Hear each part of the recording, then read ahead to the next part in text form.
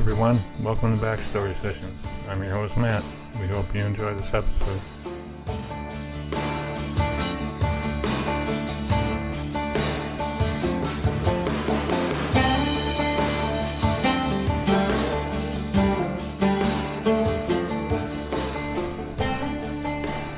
Hey everybody, it's Pat, and I want to welcome you to this episode of Backstory Sessions.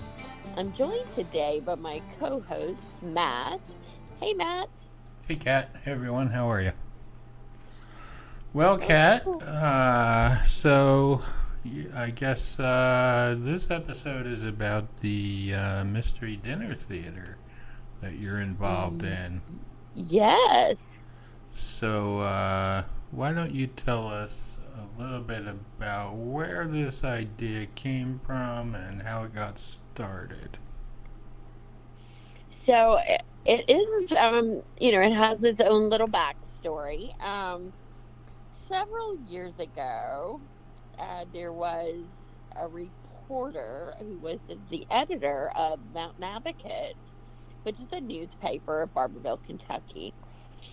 And I don't remember exactly what prompted that I was going to be interviewed.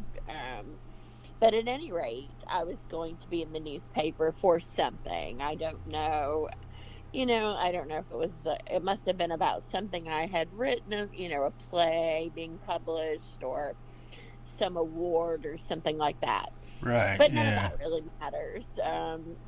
The point being that the lady's name, who was the editor, was Brooke Stansberry. And so she was the one that did my interview. And we just, I don't know, we connected like you do with some people, like I did with you. Mm-hmm. And so she just was a creative soul too. And we talked about there's no community theater here in Barberville, and we really, I wanted to write the plays and she wanted to act, and we just always were talking about, let's really get together, and make this come true. Let's make it reality. Mm-hmm. And how it goes. We talked about it and dreamed about it, but then she moved away, and we started the podcast, and it just, I'm sure a million other things happened too. Mm-hmm. So fast forward to thinking, again recently, this really, I think, would work, that we could have a mobile dinner theater troupe, so that you don't have to have the theater building, because finding a venue is always difficult if you're looking for a theater. Right, yeah. There hasn't been one in many years. The college here has one. But primarily, if you're looking to start a commercial one, it would be difficult unless you plan to build and all of that. So, I thought the mobile idea might work. And lo and behold, one of the first people that I reached out to was none other than Brooke Stansberry, who actually is working in Corbin, Kentucky. So she said yes, and the rest is kind of history, in that, she's phenomenal, just like I knew she would be. And it's kind of like our dream being realized, I guess, until it turned into a nightmare. But no, seriously, I love Brooke, and I just felt like that was a good sign that this was what was supposed to happen. So, So, do you have any direct business experience? I mean, I assume there's a lot of details to take care of, and things like that. Are you just navigating your way through, or you know? Well, I have observed and known people that own businesses, Mm-hmm. so I picked up things like that. A lot of like teaching because I sponsored drama, and we did like fundraisers and things like that. So there is a lot of like the paperwork side of keeping track of expenses and all of that kind of stuff. So I did have a lot of experience with that part of it. And I think a lot of it is also learning as I go along. Mm-hmm. Um, so it's not a lot different. In many ways, it's not a lot different than when I was teaching high school theater. Mm-hmm. As far as putting everything together, I already had like 20 years of experience doing that, of knowing like, this has to be in place and this has to be in place and we need this and this. And so that part of it, I really felt prepared for. Um, the part the taxes, because it's just, especially because we're a mobile theater Right. You're doing it for group. profit, so. Yeah, that like each county will or city would have a different city tax or county tax rate, and Mm-hmm. so a lot of things like that I had not dealt with, not on a basis like this would be. And so you have to turn to, or I felt like it was important to turn to an accountant to get some information about that and get assistance for those kinds of things. And getting the license, I knew that that was a requirement, and Right. the Yeah. tax ID, and so it was just a matter of like some things I knew, and then I needed to seek out some experts on the things that I did not feel that comfortable with. Mm-hmm.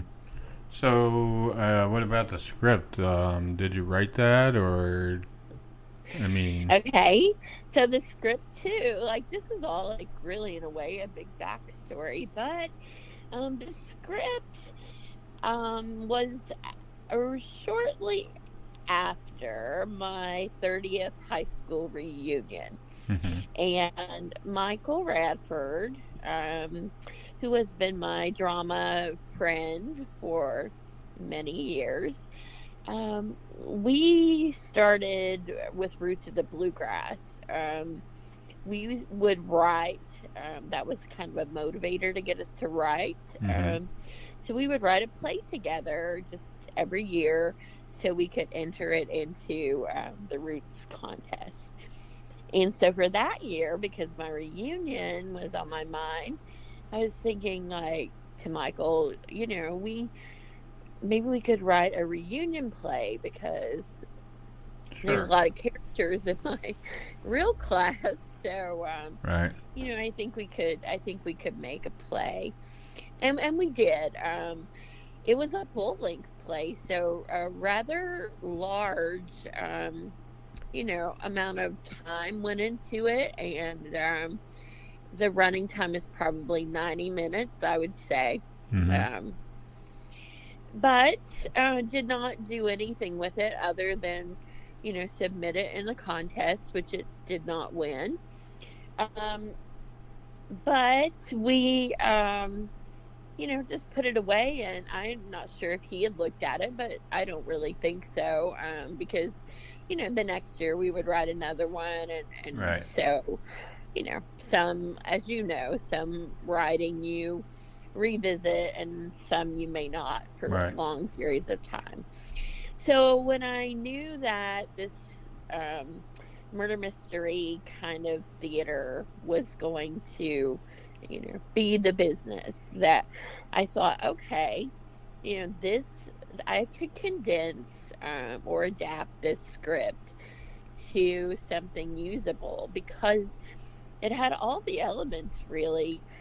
It's set in a class reunion, so there's so much that you could do, or I envisioned that you could do to involve the audience. So it was just like, to me, it seemed like the perfect script, except it was like way, way too long and had way, way too many characters. And, so that's when, like, you're part of the backstory, and that I reached out to you and was like, we need to, Yeah. condense this to like 10 characters or less. And, you helped me with that, and we adapted it. And, yeah, I mean, so, it was a pretty funny script, but also a very difficult task to cut out, so much Right. of the plot.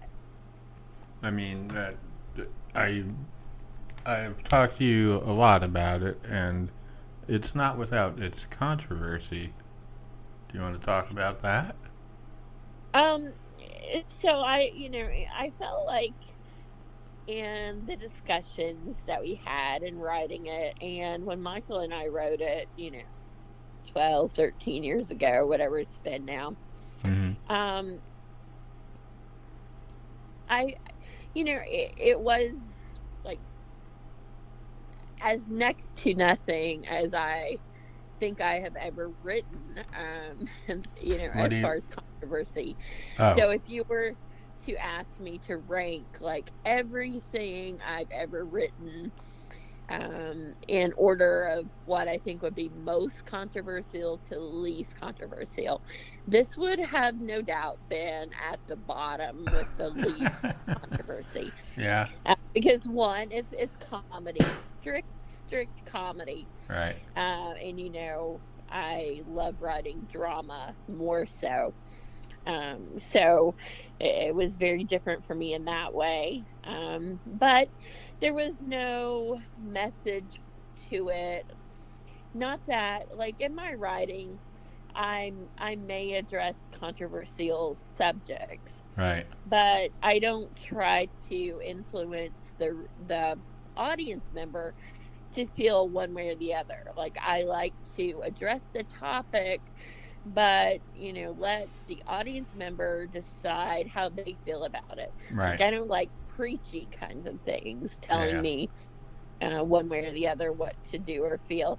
So, but it wasn't a message play. Like, it wasn't addressing a social issue, or like suicide, or Right.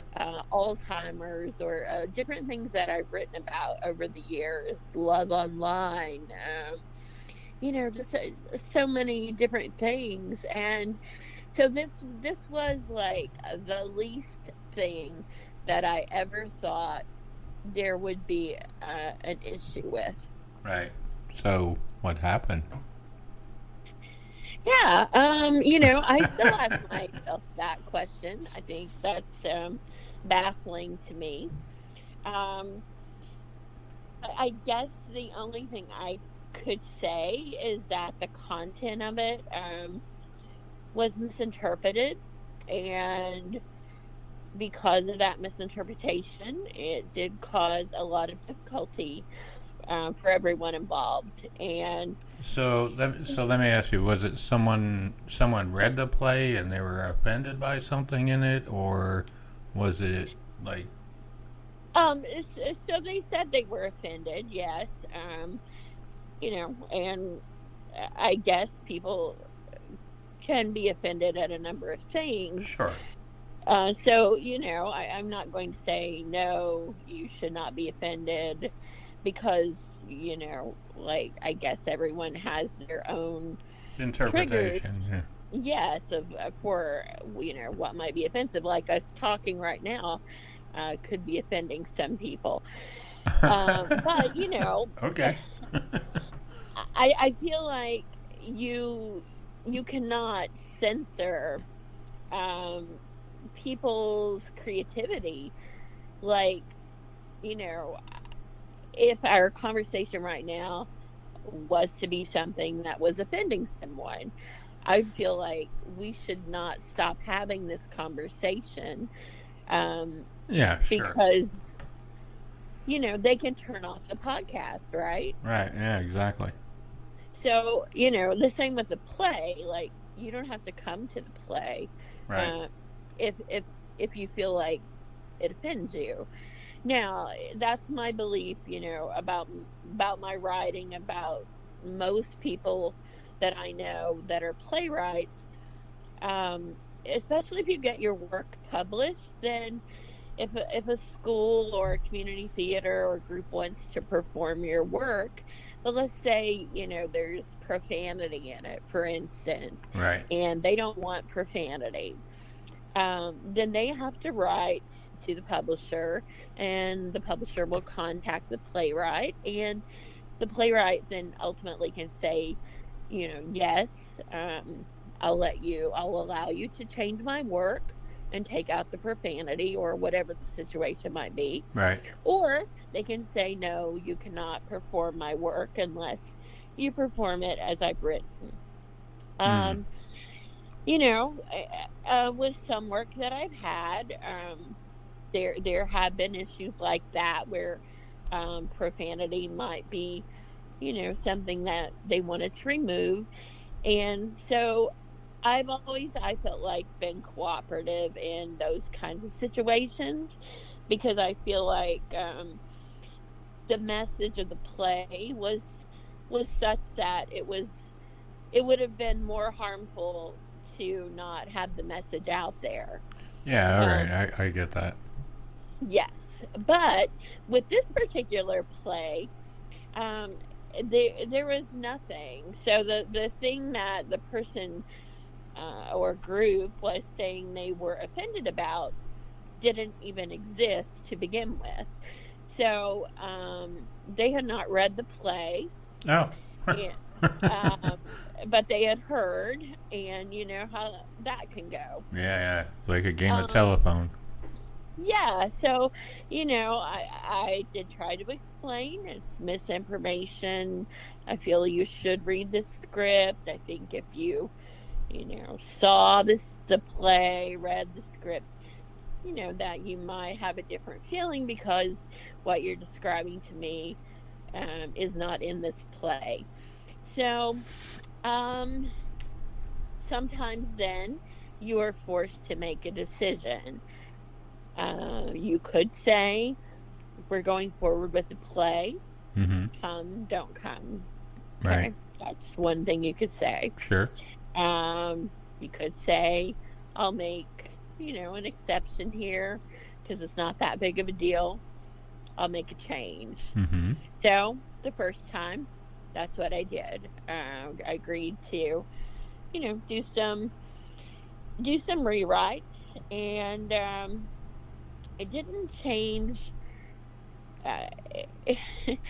It's hard to change something that doesn't exist to begin with. Right. Okay, Yeah. Yeah. I mean. so I made changes, but there was really no way to make the change they wanted because that wasn't there to begin with. Right.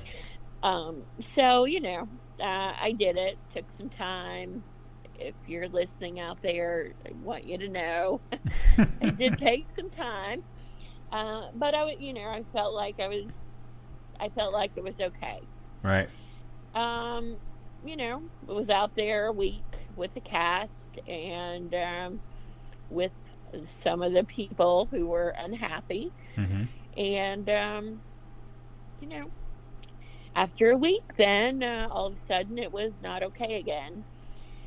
And Hmm. so this time is where it kind of, in my opinion, crosses the line. Um, and with, I won't go into so many details, just to say that someone's job, one of the actors in the cast, their job was threatened if we went forward with the play. Oh my God. Really? I mean, I've read the play and in its original form, and it was nothing like the No, controversy that it generated. I guess. I mean, it was just. I mean, yeah, for that to it was happen, and the people hadn't even read the play. I mean, that's right. ridiculous. It was ridiculous, but the problem becomes in the society that we're in right now, even ridiculous things can cause you so many problems. And this Yes, we won't. person's job, Yeah, yeah, um, that they, are in, it, while they would not have been fired, I have no doubt that there would have been no basis for anything like that. right. Um, but sometimes, like let's say you were the editor of a newspaper, Mm-hmm. there's certain, or you're a politician, or, there are certain jobs where you're in the public eye, that perception play a big part in, Right. Understood. what's going to happen to you or how you can perform your job. So in this case, the person, um, had to leave the cast, and that was hard. Mm. That was really, really hard because it was so unfair. And that person was so talented, and it was just a horrible situation. Right. So, when I said like Brooke and my dream, became a nightmare, um, it really did become a nightmare. And I felt like everything we worked for, um, Yeah, I mean, I could see where it would be a little disheartening. I mean, really an innocent thing like writing that play and some of the characters in it and whatever, and then have people misconstrue what's being portrayed, and and not having read the play, deciding that it was you needed to change it based on their perception of what might have been in there. You know what I mean? That's kind of sad. But it was very sad. And, so then I was caught yet again in the middle of, as a playwright, am I going to change something that I adamantly am against changing because there's nothing right, to change to begin with? Uh, or, you know, am I going to am I going to sabotage the business that I'm trying to begin? yeah, And so that to me was the decision I was making. hmm, We were midway probably into, um, having the we'll call it version 2.0 of the script memorized. And yeah, then besides doing a rewrite of the script, I'm searching for new cast members because this controversy actually ended up causing me to lose 3 cast members. wow, So it was very difficult. But if people know me, they will know one thing about me is that persistence. If I had to give one word to describe me, I would say persistent is that word. yeah, that is one definitely. Yes, Matt, you probably already know that too. You could attest to that being true. Yes, I can. Um, so, I So, had, let me ask you this: if this script had meant more to you, I mean, it is. You said it really wasn't. Excuse me. You didn't write it as controversial, and you had kind of forgotten about it and stuff. But like, um, if it had meant more to you, would you have changed it? I've asked myself that question a lot. In a different context, like if a school or someone had asked to perform it Mm-hmm. and give me the same reason that I was getting, and in this situation, I definitely would have said no. I will not change it. You cannot change it because Right. that does not exist. However, one of the goals of this group, this business, is to pay actors in this area, Right. which is really unheard of. Most people, they do it because they love acting, Mm-hmm. and that's why they're starving artists.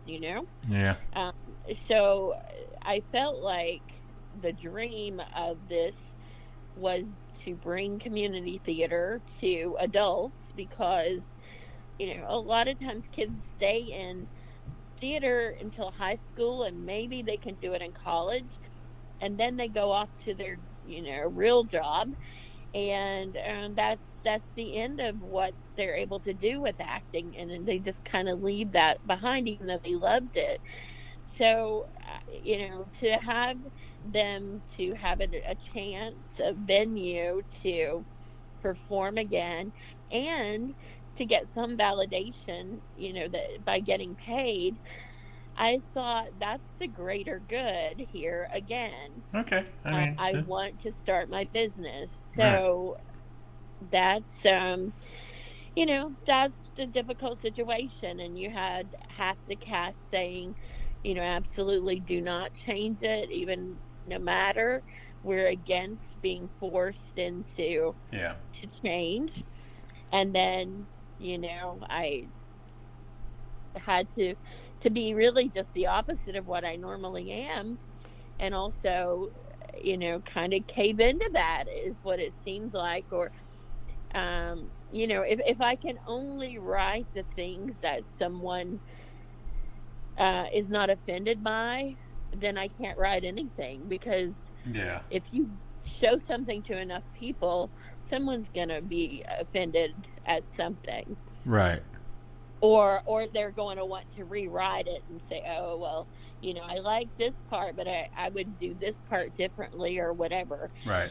And so it was 4th of July this week, and for Independence Day I really thought about, like, if I could have had all the theater people in the group just standing there, like, with no expression, just, that's the kind of theater, if we're forced to change our writing based on if someone else likes it or approves of it, then that's the theater you'll have. Is this is nothing, like no thinking, no Right. anything, because it's just impossible.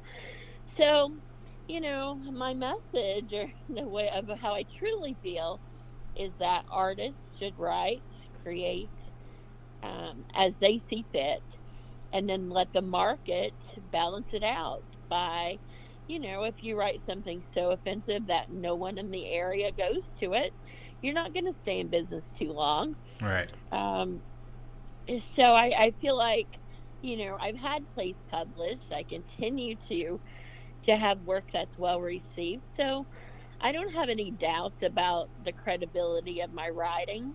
And I know, like, when I feel like I'm getting close to a boundary.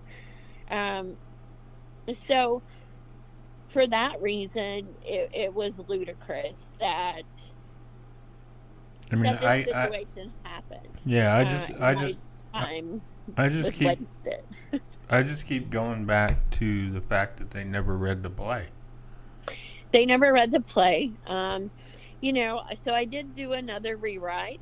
So we we do have, was forced to, if I was going to do the rewrite, just to eliminate characters, Right. because even though those characters never existed, um, their names, nothing about them could exist. Yeah. It just, Yeah. so I did do that third rewrite, and um, So now you're happy with the. I mean, you're happy with what you've written, and everybody's. The controversy has died down, I'm and thrilled that the business is going to open on July 29th, and that despite everything, like the three cast members I lost, and those were, it's really sad because really they were put in the same situation of not yeah. having a choice either. Um, but the people that stood by me, stood by the play, um, and now, like, they're phenomenal. And I encourage everyone to come out and watch the play and see if you like see if you're offended. I guarantee you're gonna like have so much fun. You're going to laugh. You're going to have good food. It's such a fun play, and the talent, just amazing. Like this area has so many talented people, Hmm. and if you love the '80s, if you've been to a class reunion or you've got one coming up, and you're wondering, like, what are my classmates like? What are they like now? 10 years later, 20 years later, 30 40 years years later. later. Yeah, in this play, it is 30 years Yeah. later and beyond. So they all have secrets, and they have these vests on. So at different points in the play, they're going to open their vest and reveal a secret or some, information about them. Ah, interesting. Yes. So, it's called the reveal, but it's all humor. Like these characters, how you have like a caricature, like Yeah. at a fair or Yeah, something. They have the little artist out and they'll sketch you, and yeah. Hmm. like maybe you have like a slightly large nose, for Right, instance. yeah, they just But exaggerated. you might look like Pinocchio in the Right, caricature. yeah. Like they like over exaggerated. So I like to think that's the way the characters in the reveal are. It's like everyone will say, "Oh, there was someone like that in my class," but then magnify that like 10 to 20 times Right, yeah, more. yeah. So So it's we'll like, we'll recognize people from our classes, and yes, it's, yes, and you'll be like, "Oh, that was just like you." Maybe one of them will be just like you. yeah, there you go. Might be like, "Oh, that was me." Yeah. There's a couple of them, I'd like to say that is me because there's some pretty funny characters in there, and the audience is all going to be. This is neat too, I think. The audience will be given a name tag when they come in, so they're already assigned who they're going to be for the evening. No, so it's like So they're part of the event. they are, yes, it's very immersive, and some of them will win prizes, and because you just never know, like like let's say you were Steve Pickard. Steve Pickard is someone I graduated with. Hey, Steve, if you're listening, he was a really great friend for many many years, Mm-hmm. very talented.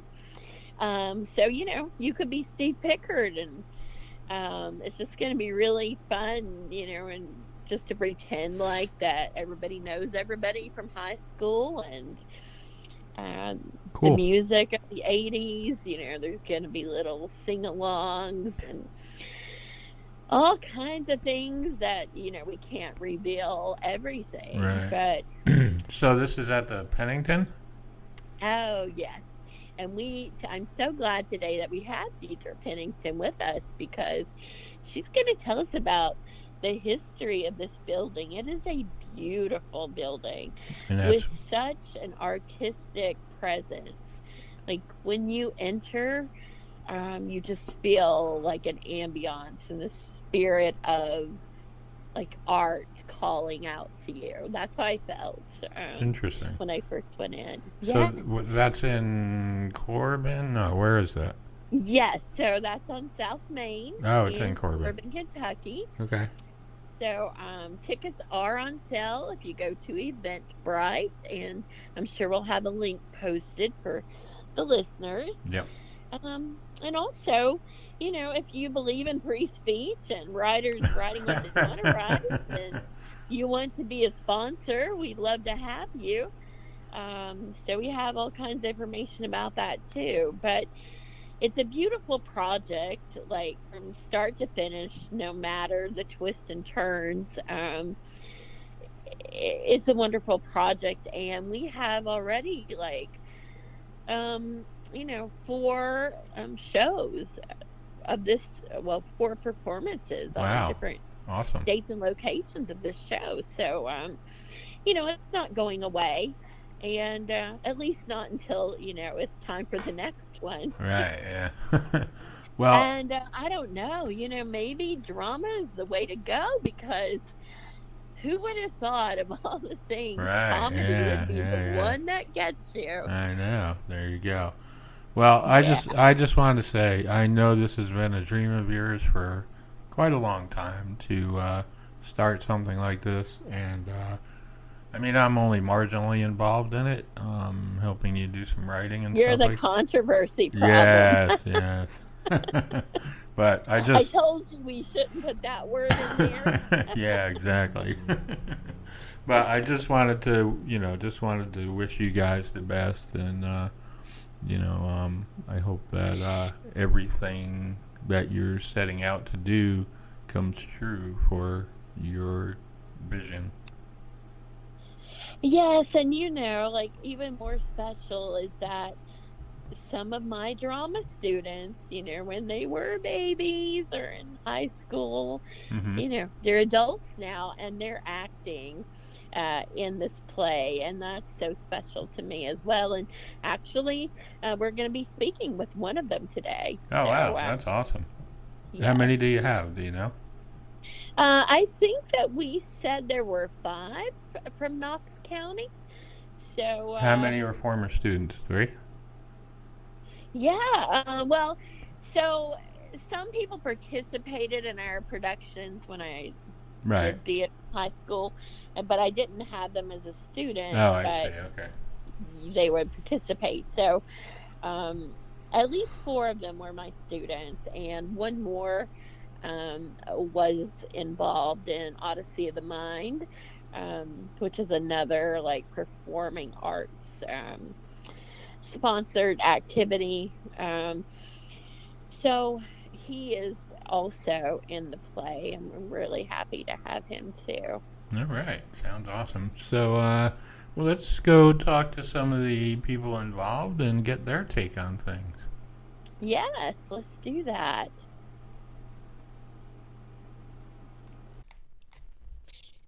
I'm so excited to have all of you from Mystery Meats and the Pennington here with us today on Backstory Sessions. So, welcome everyone. Welcome. Happy to be here. Thanks. Glad to be Excited here. to be doing this. Yes. Awesome. Well, let me just let the listeners know who we do have with us today. We're very honored to have Deidre Pennington, who is the owner of the Pennington in Corbin, Kentucky. We have Gary Bryant with us, who is the co-owner of Mystery Meats. We're going to be talking about exactly what that is and where that's based. And then we have two actors with the Mystery Meats Company, Brittany Ferguson and Chris Campbell. And we're going to be hearing about their experience with this first performance. And also, we might even get them to do a little bit of their characters for us. So, Deidre, let's start with you. You're a chiropractor by day. Yes. So, people always say, don't quit your day job. Well, what led you to open the Pennington? Well, that is a very good question.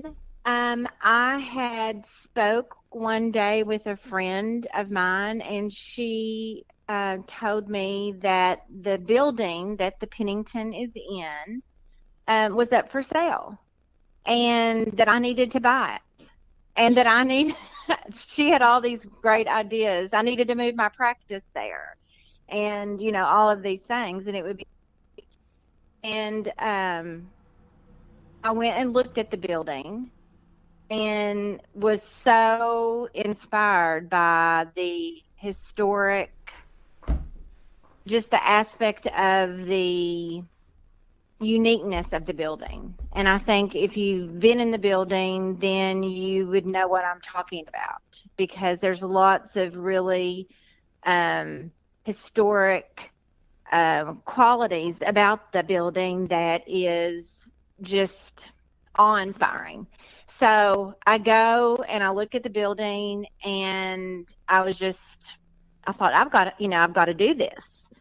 And I did not have a plan at the time for exactly what I was going to do. And to be completely transparent, making an event space was not even on my radar at the time. Wow. But I could not make it work in my mind that the chiropractic office would be there. So it just, different people looked at it, and several people said, you need to do an event space. This needs to be an event space. So that kind of got me thinking about, going this direction with it. So I'm real excited, and I feel like it's turning out really good. And so you fell in love with the building first, and then it sort of developed into what is now the event center. And so when did you open? So I purchased the building at the end of last year. So basically it was right around Christmas time when I actually, made the purchase. So probably toward the end of January, I started doing some renovations and working with it. And even at that time, had not decided that it was going to be an event space. And luckily, my daughter is a interior designer. So she started, throwing out her ideas, and it just, things just kind of started going in one direction. But we had our first event pretty early on, and it's just evolved. Each event that we have, we do a little bit more to the building, and it's just slowly transformed into what it is today. So it seems like it kind of had its own purpose, and you just, it led you to what it was meant to be. Yes, that's a great way to look at it, because I feel like it spoke to me, and it really, it's just such a great building. The history behind the building was very unique. Tell us a little about that for the listeners that are not from Corbin area. Yes. And so I was actually born here in Corbin, so I am a original. And my family, the Penningtons, is a very large family, and here for years. And so when I started asking questions about this building, I spoke with a gentleman that has an alternator shop across the street from the Pennington. And he knew my family, knew my parents, my uncles, and he was telling me a lot of cool history behind this building. He said that it was at one time a youth center. The upstairs was a youth center. I believe Princess McBurney, which the Princess McBurney Center is named after this, specific lady. She was very instrumental in Corbin youth, and this was something that she, I believe, had a role in, was this youth center. Wow. And he told me that it also at one time had a 2-lane bowling alley in the upstairs. He told me that it was before World War II. It was during World War II, it was a sewing factory upstairs, and they made uniforms for the war. And one of the really interesting things was he told me that Pennington Funeral Home was on the ground floor at one time, which was one of my uncles. And that was something that I had no idea No one had ever mentioned that. Wow. So that was really, really interesting to me. And that kind of helped me name it, because the building itself, it didn't really have an identity, because for years it was the dialysis clinic. And it was very drab and very kind of a sad situation. You would just see people, they would spend their entire days there, having dialysis. And Right. it wasn't really kept up very well. And that was how it was. Most of what I remember was just this dialysis clinic. So when things started kind of changing and it was kind of getting developed, I knew I needed to come up with a name for it. And I was struggling with so many different, because I'm not a marketing person at all.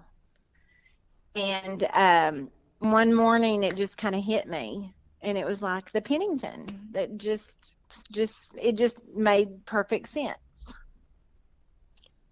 Well, it definitely seems in a way like it's a full circle, from this historical that you didn't know about, and even what you were going to do with it you didn't know about at first, and then all the pieces just come together for you, and now you have a beautiful facility that, like you were saying, is not just when you walk into a building. It's more than that. It has its own personality, its own charm. And I know that you've hosted some arts events. Have you always been an arts supporter? Are you involved in the arts? What led you in that direction? Well, the downtown manager, Maggie Mulholland, she is she came and looked at the building when I was first getting involved with it. And she was just so energized by the feel of the building. And she immediately said, I want to do an art gala. This would be the perfect backdrop for this arts gala. And I fell in love with that idea, because being from Corbin and witnessing kind of the downtown revitalization that's been going on for the past several years, it really warms my heart to see Corbin thriving downtown, and seeing a lot of businesses and a lot of creativity being, brought into the downtown area. So it was super exciting for me to, be able to be a part of something like that. I am not an artsy person, so that was a little bit out of my, my realm.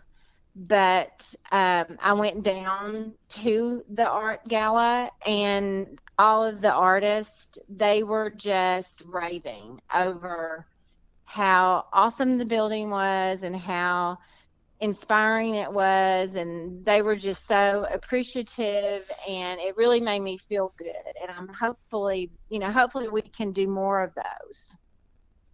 Absolutely. And I know that you've had music groups in there to film a video. Yes, I know. countywide. Yes, Yes. countywide. They contacted me, and they, asked if they could use the upstairs area for a music video. And I think they're wonderful. The guys, I know three of them pretty well, and their music it's just really, they're doing so good. Yes. And I'm excited that, I felt really excited that they wanted to do a video inside the Pennington, because, I'm there all the time. and I'm doing stuff, so I forget how it really looks, because I get caught up in other little details. So when other people come to me and they want to have these different, um, different uses for it, it's really inspiring to me because, like you said earlier, the building's kind of got its own life that it's kind of bringing to fruition. Well, I saw the video that countywide that they filmed there, and the building is just beautiful. It was a perfect backdrop for that as well. And we've had actually we had Travis on the podcast before.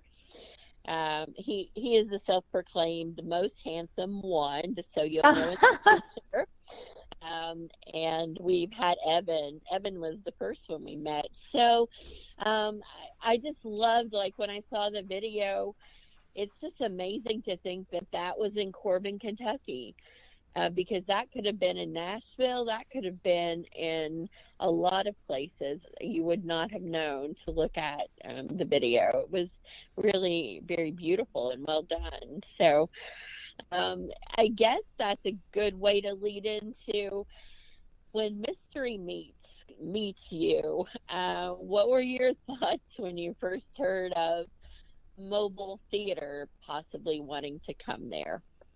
Well, I didn't really know or understand exactly what it was. I knew that I'm very open to when someone approaches me and they have their idea and their plan for something and they want to use my venue. Um, I'm very open to hearing about it and understanding what it is. And when I met with Gary, he, I mean, it just seemed like the perfect fit. And, he explained all of it. And I thought, wow, I mean, I would have never thought of that, but I feel like it's going to be a perfect match. Awesome. And I think, Gary, this is a good time to bring you into the conversation. So, how did you become involved with Mystery Meats? Well, it came from you asking me a question. You had an idea, and I thought about it for about 3 seconds. I thought, you know what? I think that's feasible.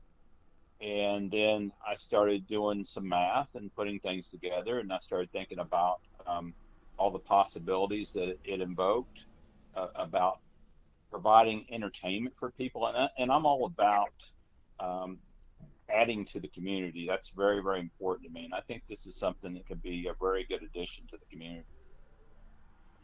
So, do you have a background in theater, or what was your interest in the project? Well, Kathy, I've always had an interest in arts. It's kind of something that always appealed to me. I mean, I try to attend as many plays as I can, and musicals even, and all these type of things. And I've actually been to dinner theater before, similar to what we're going to do, and it really appealed to me. And I'm about anything that brings about the creative side of people. And I think this has an opportunity to be very creative.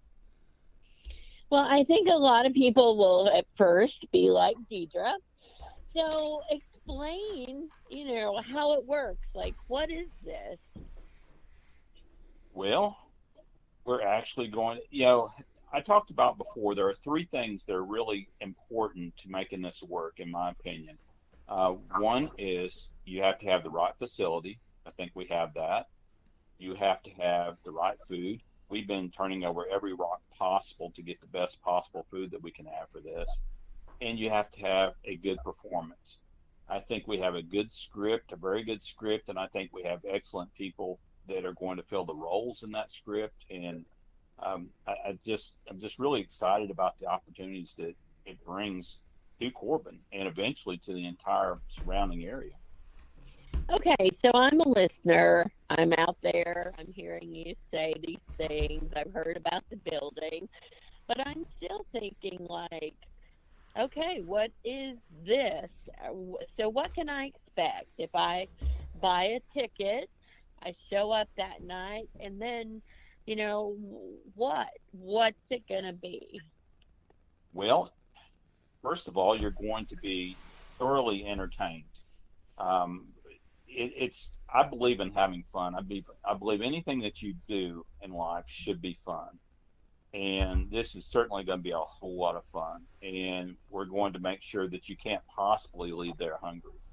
And I don't know if you want me to go into at all what the Well, theme of this performance is, but so I get there, and am I having dinner there, or yes, yes, you'll be having dinner, and the actors will actually cheeseburger, be. or like what is it? This Casual? is What? Well, I mean, you could be casual, but you could very easily dress up for this. You could do whatever makes you feel comfortable, but we're going to consider this a night out on the town for a couple or maybe even possibly a family. And the actors are going to be part of who you are. They're going to be part of the crowd. And you'll have a chance to participate in what's going on. This is going to be fully immersive. So don't be surprised if you're asked to be a part of it. And we're always looking, we'll always be looking for people we think that could be entertaining, and this is your opportunity to perform, so to speak. So immersive, you mentioned that word. Is um, this immersive mobile theater, is this a first for the Tri-County area? Well, I think possibly there was something similar to this done one time, but I do expect this to be actually a unique experience to anything that they've seen. Just because of the length that we're going to go to bring the crowd into what we're doing. Okay. And so what is the first show? And, as much as you can tell, what is it about? Well, interestingly enough, it is based on a 1982 class reunion. And that's a really big coincidence because it just so happens that you and I are from the class of 1982.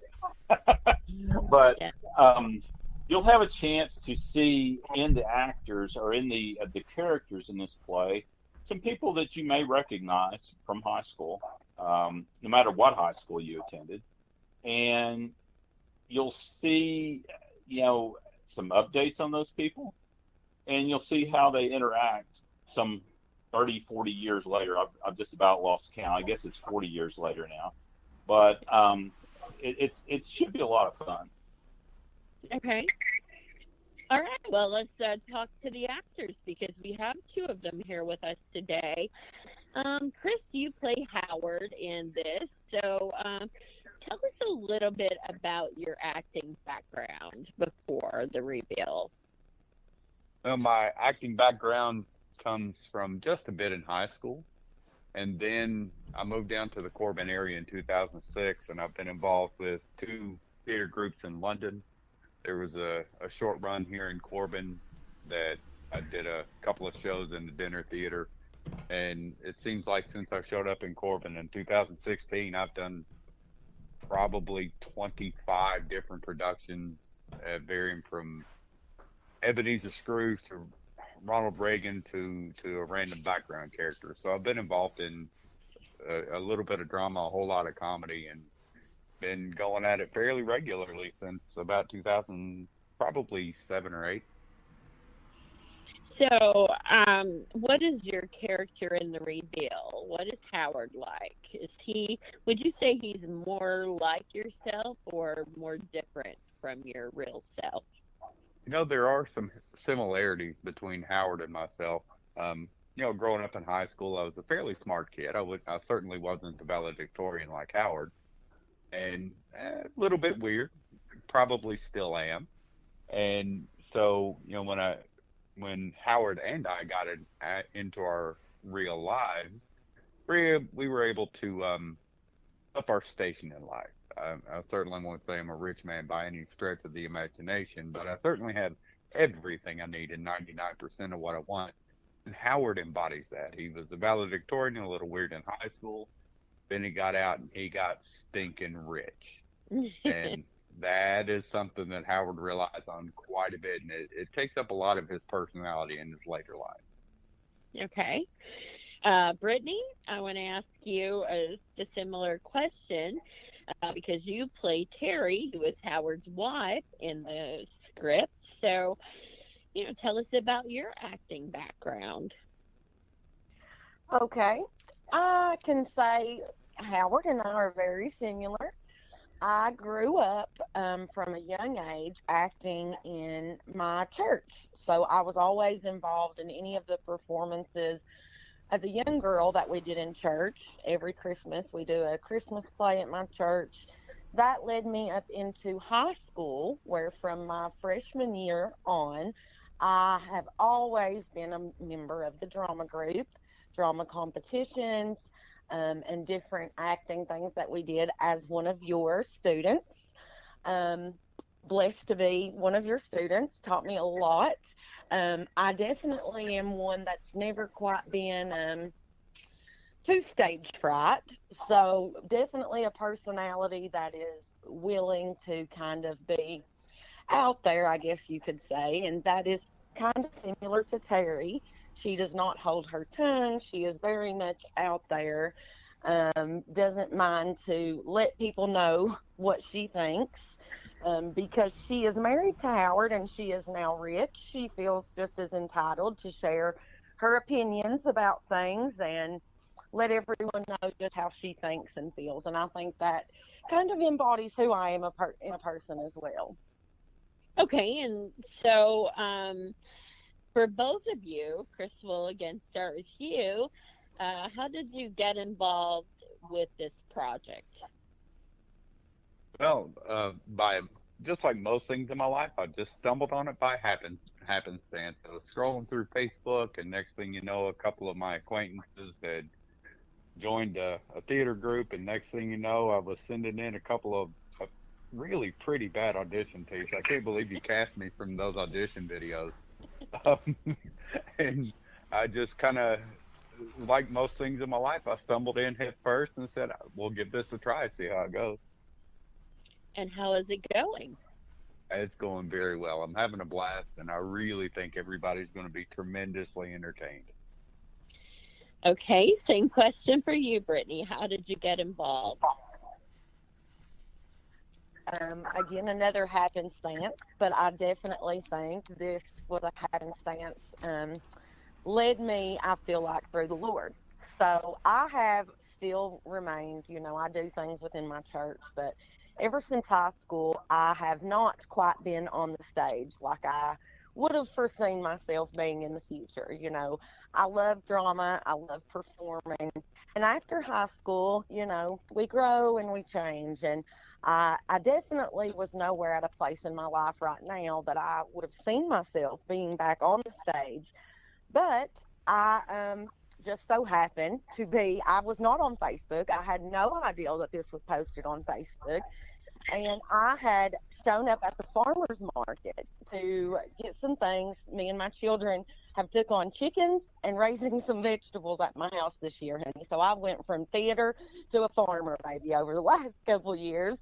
And I was at the farmer's market, and I just so happened to run into you. And it was such a blessing because you literally had just posted about this mystery meats on Facebook literally the night before. And I ran into you, and it was like all the stars had aligned. I ran into you, and you were able to share with me about what you were beginning to do, and it just lit me up. I felt like I was in high school all over again. I've been so thrilled and excited, and my heart has just been so happy ever since we have started into this. Took time while my kids were asleep and made me some audition tapes in the other room while I had some quiet time. And it's been downhill from there, honey. Been going nonstop, just right in line. It just, like I said, I feel like this was a huge blessing from God. I love, love, love theater. And to have had this just kind of fall in my life the way it did, it's just been so awesome, been so exciting, and here we are. Well, and another question for both of you. Brittany, we'll start with you this time. Um, why do you think that this is important, Mystery Meats, for the Tri-County area? So, kind of going back to what I had said there, after high school, we all changed so much, kind of even like our reveal skit is based on the class of 82 and how different we are all this many years later, and the types of people that we went to school with and how much they've changed to where they are now in life. And theater was always something that was big in my heart. But, here in the Tri-County area, once you get out of high school, theater's kind of over. There's nothing around here that you can kindly do to perform or to still, as an adult, enjoy some of those things that you might have in a drama club or as you were in high school. So for me, all this time later, it has given me so much enjoyment to kind of feel like I'm back doing the things that I love, even at the age that I am now as an adult. And Mystery Meats has given me the opportunity to do theater now as an adult, like I would have as if I was in high school. So it's huge to me that this has given me the opportunity to let my children now see me doing some of the things that I loved to do when I was a child in acting. And Chris, the same for you. Why is this important? So for me, while I absolutely enjoy performing and will probably perform at any opportunity, I don't mind to stand in front of 5 people and put on a performance. For me, what the arts and the theater can provide, especially to a community, is often it will give people who are marginalized an opportunity to join a community. And that community could be theater, it could be art, it could be anything. But if we can get the arts into the community, then we may inspire some children or some person to find a sense of place and sense of community in our community, for lack of a better word, and allow them to become comfortable in their own skin and find a place they feel like they belong. My experience in the theater has been more as an adult working in local theater, and I've seen many young people start into their first performance or come see a performance and then join the next, and then the next thing you know, that awkward young child suddenly flourishes into this much different adult who has a confidence that they likely never would have gained if they hadn't found their art. For me, it may be theater, and for someone else, if they can see an art and they can experience an art that could spark something in them and affect the rest of their lives in a positive way. And that's for me what this can bring to the entire community. If we spark one child out of one performance, we've made a positive impact into the future on our community and our region. Sure. Matt, let's let you jump in here. What do you, there's a lot of things I'm sure you're curious about. Yeah, so I have a question for you, Kat. You have directed many plays in your career as a teacher, I assume. And that brings challenges dealing with kids. So I was curious how this, directing this differs from directing plays that you've done in the past. Well, you don't have a grade to hold over their head. That's one difference in high school. I mean, there's really, in some ways, not a lot of differences because, adults are busy. They have jobs, they have families, they have all these responsibilities. But so did high school students have a lot of responsibilities. So time management, is always a problem. Mm-hmm. Getting everyone on the same on the same page to be able to practice. It was a bit easier in high school because that was a class and they had, 50 minutes or whatever every day that they would be there. So that part of it was easier, and it's harder now with adults. But, that being said, I think adults also, like, we're doing a lot of Zoom practices Mm-hmm. because we don't live, like, we have some from Williamsburg, some from London, Barberville, Corbin. So we're really kind of spread out. And, that's a good thing because we're bringing together like all these different communities into one. So I would say just the biggest difference is the practice schedule, because of distance, and that's a little different than high school, of course. Mm-hmm. Um, so, Gary, where do you see this? I mean, where would you like to see this go? I mean, you're having your first performance, and I'm guessing that you want to do more.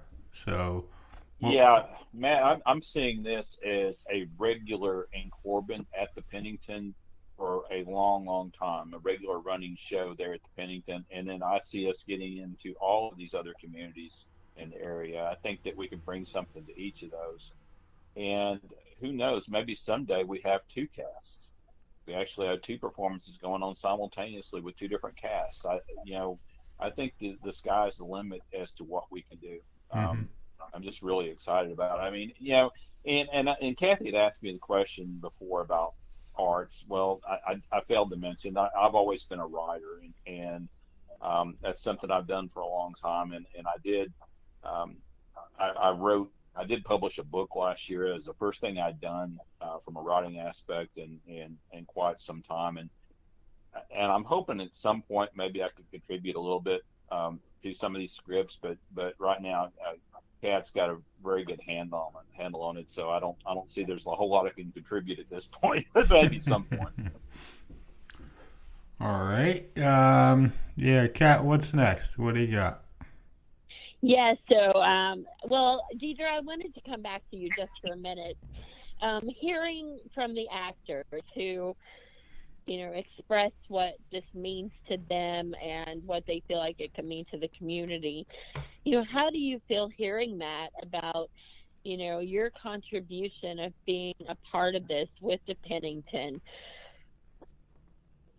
Well, it's exciting to hear their viewpoint, and I'm glad that I got the opportunity, to hear a few of the actors, because honestly, I've really only talked in depth about it with Gary. So it kind of puts a different perspective for me, on, hearing their background and how much they enjoy doing these types of things and acting and as a person, a business owner, it's very exciting, obviously, the possibility of having something that could start taking on its own momentum and start building.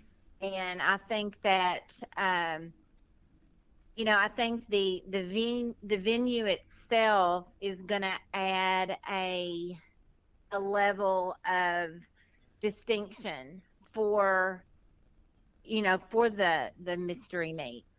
And I feel like that the setting itself within that, within the venue is going to fit really great with what you all are trying to create.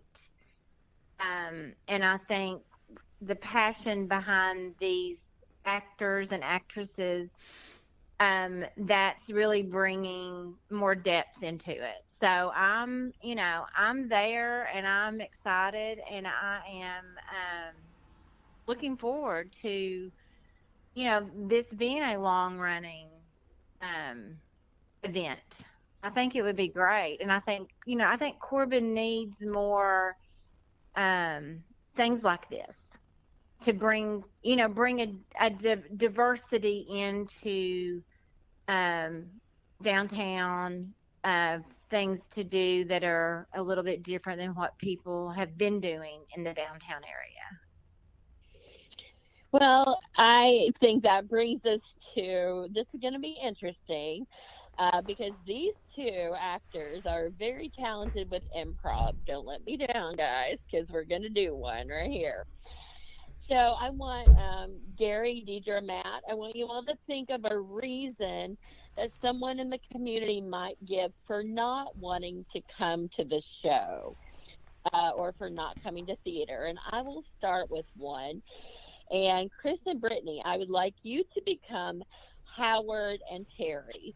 And I want you to respond with the reason that they should come, when we tell you the reasons that we don't think we should, okay? Okay. Sounds great. All right. Well, guys, I mean, who can understand the theater? It's like Shakespeare and stuff. And I mean, who understands that? Oh my gosh. Terry, can you believe this class of 83ers come in here like this? I know they have to be. They have to be from a different class other than ours to not understand theater is nothing just like Shakespeare and what. It's a whole nother world of different characters out there. Yeah, I've never said a whither to thou come from any. I'm not going to say any of that kind of stuff. What are you talking about? And honey, I'm not. No, you're certainly not. Especially after you a couple back, you're definitely not going to be eloquent. Howard, don't tell my dirty secrets. Terry, I don't have to because everybody here knows you will. Well, honey, I've got the money to put them all through therapy if they get enough of me. All right, I'll be there. Okay, you've talked me into it. All right, Gary, what do you got? Well, I think I would rather go to a sporting event. That's where I would like to use my money. A sporting event? Who is this joker kidding? A sporting event? Honey, I've got all the balls and juggling you need to see up on stage. Hey, Terry, what do you want to bet there's an inverse proportional relationship between the size of his muscles and the size of his tires? My goodness. Put the beer down, buddy. Come and do something cultured. Okay, Matt, let's hear from you. I live kind of far away, so, it's a long drive for me. A long drive? Listen, I got the money, honey. I'll get you on the first jet out, baby, and you'll never regret taking those flying miles for me. I mean, come on. It's an investment. You come, you have a great dinner, you get to see, me and the work I've done to Terry. So I really can't see a reason why that a little bit of time wouldn't be worth this tremendous investment to you. And hey, you've heard the expression, it's worth trying anything once. Okay, Deidre. Well, I'm really not crazy about the being maybe put on the spot during the program. That makes me a little apprehensive. I think I would just rather sit there and watch. I mean, if you really want to go around like a lump of log, that's okay. You can do that. We probably won't look at you and call on you, but there's certainly a chance. Listen, my face may be full of fillers and fake and Botox, but I promise you'll be all natural, baby. If we call on you and you think that you're out of place or feel weird, I'll help you go with the flow, honey. I know how to keep my mouth moving if you don't want to move yours. Yeah, that's certainly true because, Terry, there's no such thing as an awkward silence with Terry. She'll certainly feel it. And besides, if you really don't want to, you can always say no, and we'll probably move on to somebody else. We just want you to have a good time, honey. That's all Terry's about, baby, a good time. Well, I feel like the theater is for just like the, old, rich, stuck-up people, and, that's not really me. So I just don't think that, it's for everyone. Hey, look, I don't know what you're talking about. The minute The show's over. I'm going over and throwing axes. That's not a rich people thing. I mean, you can step around the corner and throw an axe. You can go up the street and have a little barley pop. There's a lot of things to do downtown. Come on out. It's not a rich old person thing. It's an everybody thing. Because trust me, Class of 82 has people from me. Well, on down's the best way to say that. Listen, Terry, me, I'm rich, I'm old, and I'm stuck up. But I can promise you that when you're there, you'll see the variety of people other than people old, rich, and stuck up like me. That will be. Oh yeah, Adam's coming. Enjoy Remember Adam? Yeah, he's a hillbilly. Don't tell anyone we said that. But he drives a truck with a rifle, and he will be there. Promise. No, Terry, honey, you didn't hear? He got his truck repoed. He's driving a Honda, and he put a gun rack in the back. Oh, see, even better, even better. Well, I think that's a perfect ending because, there does not seem to be an excuse for not showing up to watch the reveal. And Gary, you want to give us those dates? Yes. We're opening on July 29th, and that will be at 6 o'clock. And then we're going to have a Sunday afternoon performance on August 6th. And what's the time I get on that, Cat? I get my times mixed up. 3 to 6. 3 to 6, okay. And do we want to give them any future dates beyond that? We'll post that with the podcast so they'll be able to see these dates, and also Sure. ticket information. They'll be able to buy those online only. Is that correct? Yes, and that'll be available coming this week. And the hope is to have that ready on Monday. And both those first two performances, by the way, will be at the Pennington. Yes, we're very excited. Well, everyone, I want to thank you for a wonderful episode. It's been so enlightening to hear about Mystery Meats and about the Pennington. And certainly, Howard and Terry, you're entertaining as always. We're sure happy that we was able to share some with you guys today. We really are truly passionate and excited and hope for everyone, rich, poor, and everywhere in between. Honey, come and enjoy yourselves. This is the closest thing to the Dixie Stampede you're ever going to see local. So come on down and enjoy her. And I'll just echo what Brittany said. Come on down, enjoy the show. It's going to be a good time. There probably won't be any mayhem, but probably. Yeah.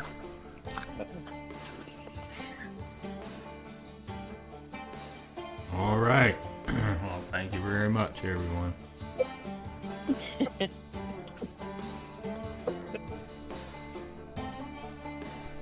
As always, if you have any questions, concerns, or comments, you can send those to Kat at iWritePlays@outlook.com, or you can write to me at backstorysessions@gmail.com or matt@level11ventures.com. Thanks for listening, and we'll talk to you soon. Take care.